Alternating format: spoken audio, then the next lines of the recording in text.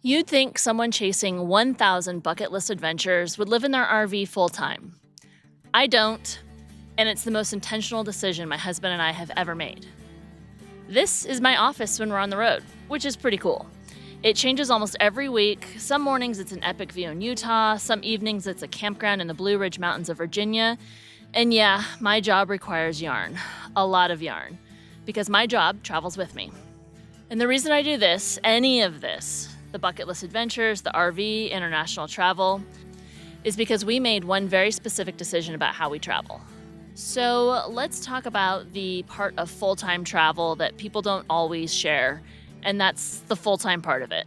And I do want to be clear, I'm not being negative about this. Full-time RVing can absolutely be an amazing lifestyle. We lived it for 5.5 years. Trust me, it's amazing. But I do think it's important to talk honestly about the parts that are a little bit harder. First, the cost. RV parks have definitely gotten more expensive since the pandemic. In a lot of places, the nightly rates have gone way up, and when you're having to pay for every single night of the year, it really adds up. There are ways to save money, memberships, boondocking, longer stays, all of that good stuff. But the reality is that the budget side of the RV life has changed quite a bit since we first hit the road. Then, there's the maintenance.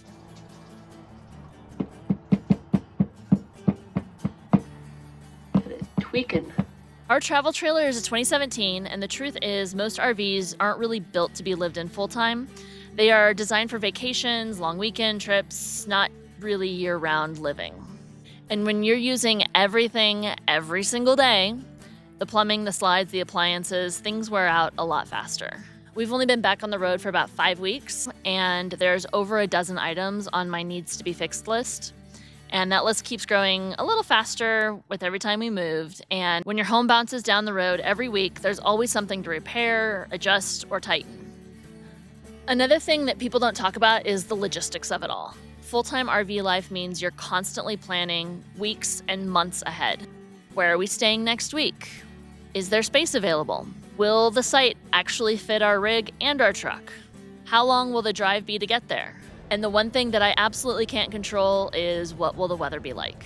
And for us, moving day comes about once a week. This means packing everything up, hooking up the truck, driving to the next place, getting into a new site, leveling the trailer, unhooking the truck, pulling everything back out of the cabinets and drawers, and basically rebuilding our house again. It is exciting, but it's also a lot of work. And then there's something a little bit harder to explain, and that's the mental weight of it all. When you're traveling all the time, there's always something to think about: routes, weather, reservations, what gas stations can we easily get in and out of, and what's going to break next. You don't really ever have that feeling of a true home base where everything is just settled. But with all that said, RVing is still an incredible way to explore the country. We wake up in amazing places, we get to see landscapes and towns we probably never would have visited otherwise, we eat at local restaurants and find the best ice cream in town. And at the end of the day, no matter where we are, we still have our home right there with us. We have our own bed, our own space, our own kitchen and fridge stocked with the food that we like, and of course, Finney is always with us. Starting in August of 2019, my husband Garner, our fur baby Finney, and I spent about 5.5 years living full-time in our 26-foot Grand Design Imagine travel trailer. We loved our time on the road and explored 28 states along the way. We always knew it wouldn't be forever and that we would know when it was time to come off the road. Most people think that RV living is the ultimate travel dream. You sell the house, you hit the road, and suddenly life becomes one long adventure. But when we were full-time RVing, something kind of unexpected happened. Instead of having more time for adventure, I actually started to become pretty overwhelmed. I was balancing work and life and adventure and exploring and planning. And because business was doing really well, we ended up having less time exploring the places that we were traveling to. And to be honest, that was really frustrating. So even though full-time RVing wasn't the right fit for us forever, now that we are on the road part-time, we get the best parts of the lifestyle: adventure, freedom, and the chance to explore, without the exhaustion of doing it 365 days a year. So the shift to part-time RV travel wasn't about giving something up, it was about being more intentional about how we travel. The honest truth is that Garner needed a little break from the road. He enjoys traveling, and he's been an incredible sport through all of our adventures, but he's not quite as obsessed with travel as I am. And honestly, that's okay. When we first made the decision to hit the road, we had kind of an informal agreement that we'd probably do it for about 5 years. 5 years felt like a huge amount of time when we started, but those 5 years were such an incredible adventure that they flew by.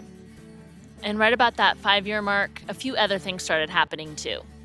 Our RV started needing some bigger repairs that just aren't very easy to deal with when you're constantly moving. Our water pump started acting up, the leveling jacks were beginning to fail, a few cosmetic pieces of the RV were literally starting to fall off. And then there was our slide. If you've ever owned an RV, you probably know exactly what I'm talking about. We had quite a few issues with our slide over the years, but eventually we were able to find a repair shop that didn't just fix the problem, they actually figured out what was causing it in the first place and fixed it.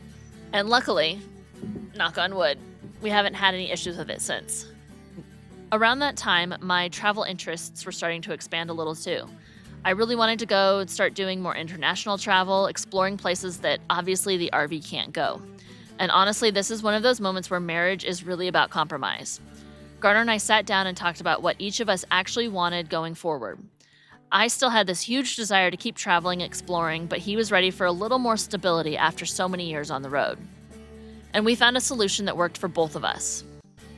We bought a sticks and bricks home base where he and Finney could relax, settle in, and take a break from the constant moving, while I could still head out and explore the world on smaller trips when the travel bug inevitably hit again. We ended up settling into a small condo just outside of Las Vegas and spent about a year just slowing down. After years of constantly moving, it was actually really nice to stay put for a while. But eventually, I started to get that familiar itch and wanted to get back on the road. So I sat down and started planning out what ended up being a pretty epic 8-month RV itinerary. And it was during that planning process that I came up with my idea for the 1,000 Bucket List Challenge. I started writing down every adventure I've ever wanted to experience. Big ones, small ones, weird roadside attractions, massive international trips, all of it. And the list got a little out of control. When we were full-time traveling, our adventures were often a little more spontaneous. But now that our time in the RV is more limited each year, the way I plan our travels have changed. Instead of going somewhere new, I'm planning trips around things I've always dreamed of seeing or experiencing. Cities that I want to explore, hikes that I've heard are epic, new landscapes to photograph, weird roadside attractions, all the things that make travel so fun. So in a way, going part-time didn't make our travels smaller. It just made them a lot more intentional. So if we're only traveling for part-time of the year, the big question becomes, how do we actually make it work? I still have to work whether we're on the road or off, but during our full-time years, getting work done was actually a little bit harder. Back then, our internet was basically just a couple of Verizon jetpacks with very limited data. And that meant we were constantly paying attention to how much data we were using. And if you've ever had to rely on campground Wi-Fi, you probably know how that story goes. Sometimes it worked, most of the time it didn't. But now we have Starlink, and it's honestly been a total game changer for our travels. We can stream what we want, upload videos from my channel without worrying about blowing through a data cap, and we're no longer crossing our fingers hoping that campground internet might be decent. Having reliable internet has made working from the road a lot easier. Towards the end of our full-time travels, I actually started to get really overwhelmed with work. And it was one of those strange situations where we were traveling to all these amazing places, but I was spending a lot more of my time inside the RV trying to meet deadlines. Instead of hiking or exploring, I was sometimes sitting at the table finishing projects, which is great for business, but not always for enjoying the places you worked so hard to get to. So one of the changes that we made when we switched to part-time travel was how I balanced work from the road. Now I take on fewer projects when I'm on the road and a heavier workload when we're back at home. That way, when we're out here, somewhere beautiful, I actually have time to explore, hike, and experience the places we're visiting, which is the whole reason we bought the RV in the first place.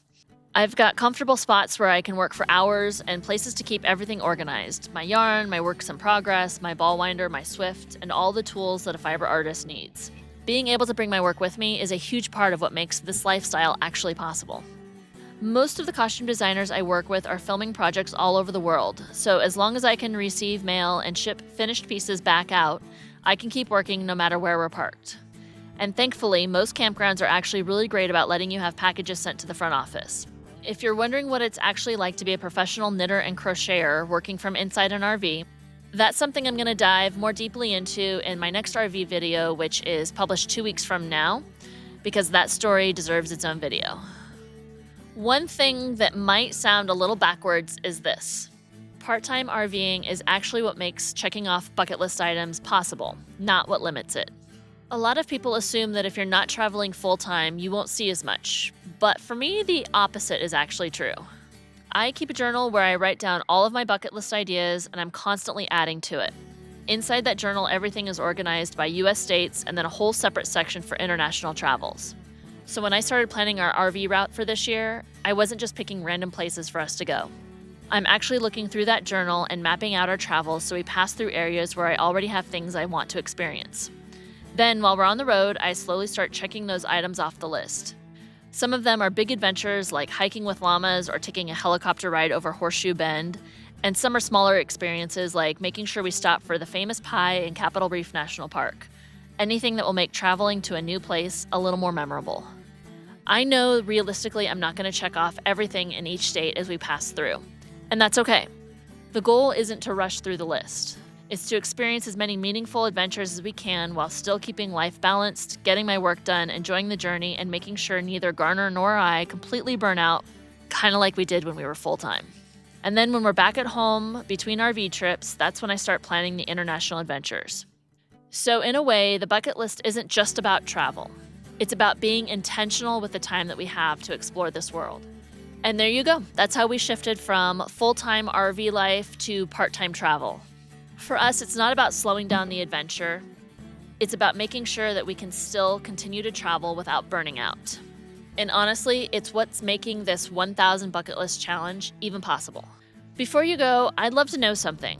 What's on your bucket list that you'd like to experience someday? Maybe it's a place you've always dreamed about visiting, or maybe it's something totally wild that you've always wanted to try. And would you ever consider hitting the road part-time to chase your own adventures? Let me know in the comments. I'd really love to know what's on your list. If you enjoyed this video, please click like and subscribe and comment below because I'm going to be documenting all 1,000 bucket list adventures right here on this channel, and I'd love for you to follow along and not miss what's next. Next week, I've got another bucket list item being checked off, and the following week I'm going to tell you exactly what my job is and how it led to this lifestyle. And trust me, it's a pretty interesting story with a very strange series of events. All right, 3 adventures down. I'll see you on the next one.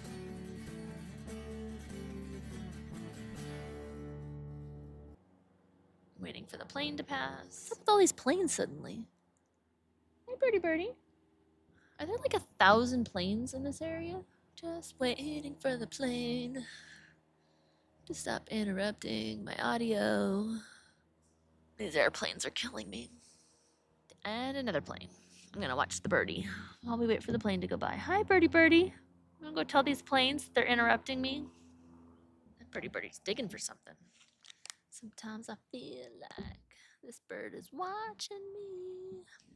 This bird is very distracting because he's so cute. Hi, baby. So many planes. What the heck is that?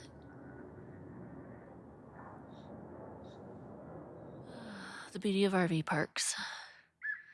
Kids walking around with a flute because everybody wants to hear that. I'm such a cranky old lady.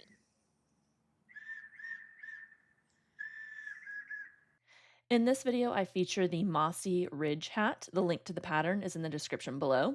And I was working on this on the plane, and I wasn't paying attention how much yarn I had left, and I got to the point where I haven't started the crown decreasing, and I don't have enough yarn to finish it out. So I need to tink back a full multiple of 4 rounds, but I don't want to tink 1 stitch at a time for 4 rounds. So instead, I'm going to tink all 4 rounds at once. So I'm going to show you how I do that. So you want to tink back, I'm wanting to tink back 4 total rounds, which means I want to get down to where this stitch right here is sitting on my needle. And so if you look at your stitches, you've got 1 sitting on the needle, 2, 3, and then 4 is that purl bump right there. And so I'm going to put my needle into the stitch that I want to be sitting on my needle, just like that. And it's going to get a little bit easier to show once you get past these first few stitches. but I'm gonna drop that off, and then all 4 of those are gonna fall down and just get that 1 stitch on my needle. The first 2 or 3 stitches is always the trickiest, but once you get your stitch, you're figuring out what row you're on, it's really easy. So there's the 3. So this is 1 round, 2, let's see if I can get it so you can see it. There's the other 3, 2, 3, and 4. So that's 4 rounds being tinked all at once. Now, I'm just gonna pull the fabric and look to see where that sort of stitch is that's ready to go next on my needle, because these are all being pulled out. So it's pretty obvious right there above my thumb is the next stitch that's gonna go on the needle. I'm gonna put my needle in from front to back right in there and drop the next stitch. Let that fall down. Once you get more fabric on these dropped stitches, it gets a lot easier. Drop those down. There's the 3 and the 4th. And now I can put my finger in right here, which is easier for me. And now it's super obvious where that needle needs to go. You'll see that it's being pulled by those 3 sort of extra yarns or extra strings that are hanging out that we're tinking back. So right there, super obvious, that's where it goes. Put the needle in, drop, and pull. A little easier. In, drop, and pull. And what you'll see happening is you're tinking out 4 rounds. And you can do this on a lot of different projects. I highly recommend practicing it on something small first, just because it does take a little bit of getting used to. But now there's really obvious those 4 rounds that I'm pulling out, and where that last yarn is hanging out, where it's going in, that's where I want to go in. Needle in and pull. And see, now that I'm away and I've got some fabric to pull on, it's way easier and way faster. So needle in, drop, pull. And I'm literally just pulling all 4 of these strands with my left fingers. In, drop, pull. In, drop, pull. I guess sometimes I pull it with my right. I don't know. I don't pay attention that closely to what I do. You can pull it with the right or the left. And now in, drop, pull. And working that all the way around. So I'm just going to continue to do this, making sure I get that needle into that spot before I drop anything off of the needle. In, drop, pull. In, drop, pull. If your yarn gets a little sticky like it does right there, just give it a little gentle pull. Don't pull anything too hard. All right, and I'm going to go ahead and do this all the way around. I'm coming up close to the end. There's my beginning of round stitch marker. And as you can see, this goes really fast, way faster than if you had to tink 4 rounds, one at a time, each round, one at a time. Excuse me. So now getting these last couple of stitches, and there's all this yarn coming off of it right now, but all of that is going to look nice and easy to deal with here in just a second, in about 4 stitches. So getting these last couple, be careful with your last couple because they are a little loose just because you have the tail working yarn over here, so they can get a little bit wonky and loose. So just take your time with those last couple. Doing these just a little more gently. And the last one is right there. And you can, you want to look where the bottom yarn is coming out of. Let's see, let's clear this up. So you want to look where that bottom yarn is coming out of, right there, that hole right above my thumb. Put that last needle in, and then watch as the magic happens as I drop these. Now all of those yarns, all 4 of those are gone. You've got your 1 working yarn. I've tinked 4 rounds at once, and now I'm ready to go ahead and start my crown decreasing because now I'm at the right amount and I have my yarn left. So there you go. Tink 4 rounds at once. It's a really beautiful thing. It's a great trick to learn. It will save you a lot of time.